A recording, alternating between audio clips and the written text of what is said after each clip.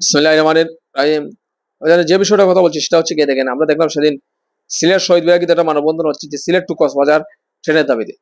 আমার প্রশ্ন হচ্ছে গিয়ে আমাদের মানববন্ধন কেন করতে হবে ট্রেনের জন্য? আপনি যদি কক্সবাজারে যারা যান, আমার যাওয়ার সুযোগ হয়েছিল ৬ থেকে ৭ বার। আর চট্টগ্রামের বীর চট্টলায় যাওয়া হয়েছিল প্রায় ১০ বারের মতো আমি গিয়েছি চট্টগ্রাম বীর চট্টলায়।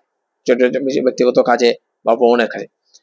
আমি দেখেছি কক্সবাজারে যে পর্যটকগুলো তাদের মধ্যে কিন্তু ৪ ভাগের ১ ভাগ হতে হবে অন্তত সিলেটের লোক। আর বাকি ৩ ভাগ বিভিন্ন জেলা থেকে আসে। সিলেটের লোক, সিলেটের মানুষ দূরবর্তী ভ্রমণ বলতেই বুঝে কক্সবাজার। আপনি অন সিজন বলেন, অফ সিজন এই যে মনে করেন রূপগঞ্জের রুমেল যেটা আঘাত আছে সেই জন্য জোরে করেও কিন্তু আমাদের অনেক মানুষ সিলেটের লোকেরা কিন্তু ছিল কক্সবাজার সি বিচে।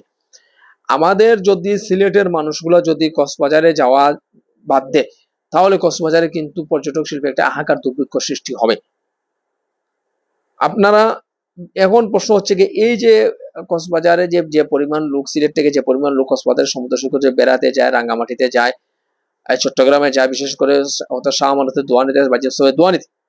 কিন্তু প্রশ্নটা হচ্ছে গিয়ে এই যে সিলেটে যাওয়ার পরে যে বিপুল পরিমাণ রাজস্ব কিন্তু সরকার পায় এই যে সিলেটিদের কাছ থেকে, কিন্তু আমাদের উচিত সংশ্লিষ্ট রেল মন্ত্রণালয় যে সিলেটের মানুষ যেহেতু এত বেশি পর্যটক কক্সবাজার যায়, তাহলে আমরা মানববন্ধন করবো কেন? চট্টগ্রাম ঢাকা টু কক্সবাজার যদি ২টা ট্রেন দেওয়া হয়, তাহলে সিলেট কিন্তু একটা ট্রেন দিতে হবে। এটা সময়ের দাবি। আমাদের সিলেটের যে সকল মাননীয় মন্ত্রী আছেন, মাননীয় সংসদ সদস্যবৃন্দ আছেন, জাতীয় নেতৃবৃন্দ আছেন, অবশ্যই সেটা আপনারা সংশ্লিষ্ট কর্তৃপক্ষের সাথে কথা বলবেন এবং সংশ্লিষ্ট কর্তৃপক্ষ যদি কথা বলে যদি যথাযথভাবে তারা পদক্ষেপ না নেন, তাহলে আমরা মাননীয় প্রধানমন্ত্রী বঙ্গবন্ধু কন্যা শেখ হাসিনার সাথে অন্তত আপনারা কথা বলে আমাদের সিলেটের ন্যায্য যেটা পাওনা, আমাদের সিলেট টু কক্সবাজার ট্রেন, সেটা ট্রেনটা যাতে অবিলম্বে বরাদ্দ দেওয়া হয় সেই প্রত্যাশা রইল।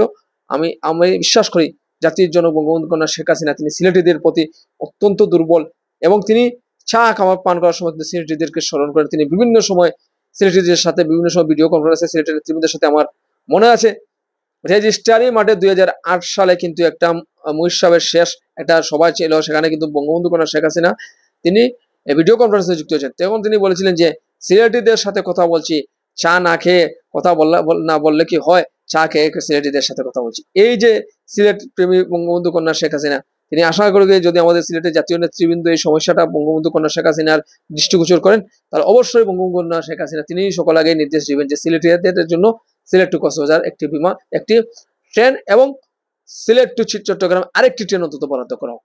কারণ বঙ্গবন্ধু কন্যা শেখ হাসিনা যখনই সিলেটের মানুষ, সিলেটের জাতীয় নেতৃবৃন্দ কোনো জিনিস আবদার করেছেন, তখন কিন্তু খালি হাতে সিলেটিদেরকে তিনি না করেন নাই। তিনি বিপুল উৎসাহ উদ্দীপনা নিয়ে কিন্তু সিলেটিদের সেই জনগণের কাজে লাগে যে প্রকল্প, সেই প্রকল্পটি অনুমোদন করে দিয়েছেন।